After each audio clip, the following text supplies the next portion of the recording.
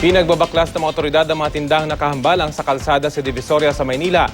Layo ng clearing operations na maibsan ang daloy ng trapiko sa naturang lugar. Pero ang ilang nagtitinda, masama ang loob.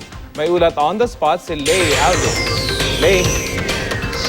Rafi, nabulaga ang mga vendor dito sa Divisoria sa clearing operations na pinangunahan mismo ni Vice Mayor Isko Moreno. Pinagbabaklas ang mga tindahan na nakahambalang sa kalsada sa Recto Avenue sa may tapat ng Tutuban Mall. Sinira rin ang mga trapal na mga makeshift na tindahan. May mga nakita pang bote ng alak.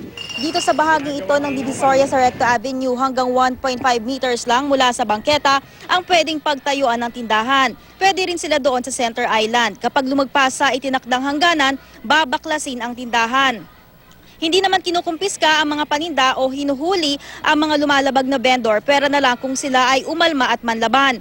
Ganito ang nangyari sa magkapatid na Marlon at Leomar Francia, pero itinanggi naman nila na sila ay nanlaban. Niregulate ang mga vendor dito sa Divisoria para hindi sila makasagabal sa trapiko, lalo na ngayong panahon ng Kapaskuhan kung kailan dinadagsa ng mga mamimili ang Divisoria. Siyempre masama ang loob ng ilang mga vendor dahil apektado ang kanilang kabuhayan. Ang mga mamimili at pedestrian naman pabor sa clearing operations dahil perwisyo daw ang mabigat na trapiko dahil sa mga nakahambalang na mga tindahan. Inaasahan na raw ni Vice Mayor Isko Moreno na babalik uli ang mga vendor sa kalsada kapag walang nagbabantay. Kaya babala niya, babalik din siya at ang mga pulis dito sa Divisoria. Hindi naman namin sila hinuhuli as long as nasa linya lang sila para makadadaloy pa rin yung mga sasakyan. Ang daming pumupuntang mga tao rito. Marami kami reklamo natatanggap na hindi madaanan. So ina-action na lang namin na yun na rin sa bilin ni Pangulong Mayor Herrera.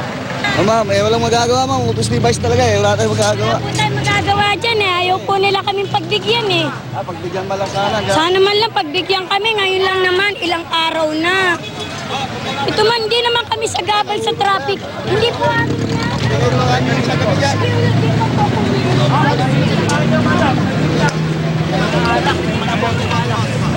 Kasi benefit to sa mga tao. Una-una, hindi sila, convenient sa kanila mag-travel, hindi hassle. Mahirap kasi kapag, alam mo yon maraming nakaharang. So, okay to para sa amin. Sunod na sinuyod ng grupo ni Vice Mayor Moreno ang iba pang mga kalye sa Divisoria. Inisyohan din ng ticket ang mga jeep na nagka-cutting trip. Inimpound din ang mga motorsiklong naka-illegal parking. Mula kaninang umaga ay dumarami pa ang mga mamimili dito sa Divisoria at inaasahan ito hanggang mamayang hapon at lalo na ngayong weekend. At yan muna ang pinakahuling ulat mula rito sa Divisoria. Balik sa iyo, Rafi. Lay, ano yung mga binabanggit ng mga tindera na pagbigyan naman sila na patuloy silang magtinda doon sa gilid ng kalye? Meron ba tayong detalye ron o meron na silang usapan sa City Hall yung mga pakiusap nila? Ang pinapakiusap nila, alam naman talaga nilang bawal yung kinalalagyan nila. Pinapakiusap nila since ngayong Kapaskuhan at maraming mga bumibili para siguro makabenta naman sila, ay nakikiusap sila na pagbigyan sila. Pero ang sinasabi nga ni Vice Mayor Moreno, hindi pwede yon dahil nga bawal dun sa kinalalagyan, dun sa lugar na kilalagyan ng kanilang tindahan dahil nga may mga nakatakda ng area kung saan lamang sila pwedeng magtinda, Rafi. Lay, nabanggit mo na babalik yung grupo ni Vice Mayor Moreno kapag bumalik naman yung mga tindero dyan sa kalsada. Pero wala bang magbabantay dyan para hindi na talaga makabalik itong mga tindero? Meron namang mga nagbabantay, Rafi, pero sa hindi natin malamang dahilan, no? Minsan kapag kinahapunan, bumabalik din talaga yung mga vendor sa may kalsada. Kaya ang babalangan ni Vice Mayor Moreno talagang bubulagain at magkakaroon sila ng random inspections every now and then, lalo na ngayong panahon ng Kapaskuhan, para mapigilan itong mga vendors na humambalang sa kalsada, Rafi.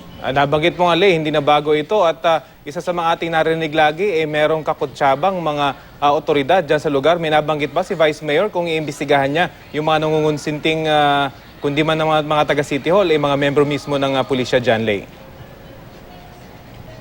Ang sinasabi naman ni Vice Mayor Isko Moreno ay talagang babantayan nila itong Divisoria at iba pang mga lugar sa Maynila kung saan may mga illegal vendors at hindi raw nila kukonsintihin kung meron mang mga protektor ito na mga pulis o mga local officials, hindi raw nila ito sasantuhin, Rafi. Okay, maraming salamat, Lay Alvis.